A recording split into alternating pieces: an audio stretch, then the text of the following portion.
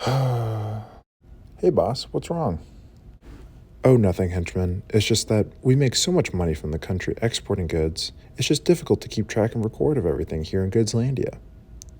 If only there was some sort of economic system and calculations that could allow us to accurately estimate all of the national output in goods and services from all companies in the shops and how well all the people are doing from this revenue.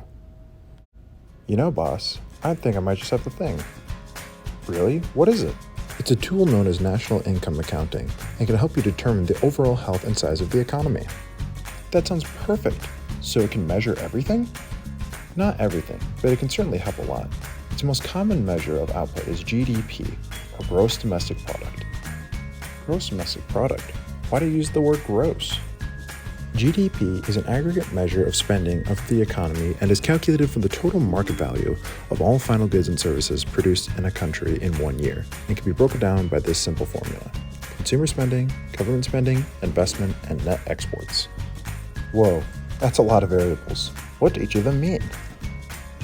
Consumer spending is simply the money that you and I and the people spend on our daily consumption of physical goods and services, like food, clothes, and transportation.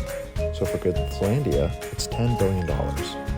Government spending is the money that the government spends on infrastructure and public welfare, like roads, hospitals, and schools. Our total government spending is $6 billion. Investments are how much money various businesses and government programs spend for their operations, like building lands or machinery. Consumer investment, like buying a house, is also included in this. Our total investment is $4 billion. Finally, there's net export, which is the total amount of export minus the total amount of imports. Our total import for all resources in order to build our goods is $1 billion. However, because the world loves our goods so much, our total export is $3 billion. So we have a positive net export of $2 billion. So with all of this, our final GDP calculation is $22 billion. Wow, that does seem really helpful. So if I'm getting this right, GDP growth rate is not just for gaining insight for the country's economy, but is also essential for reaching the growing needs of the general population? Yes, we can even find out how economically stable the average standard of living for each person is in the country by finding the GDP per capita. In order to do this, we take our GDP of $22 billion and divide that by the Goodslandia's population of 1 million people to find the average person lives with about $22,000. This is great and all, but our neighboring country, Servicelandia, has a GDP of $100 billion.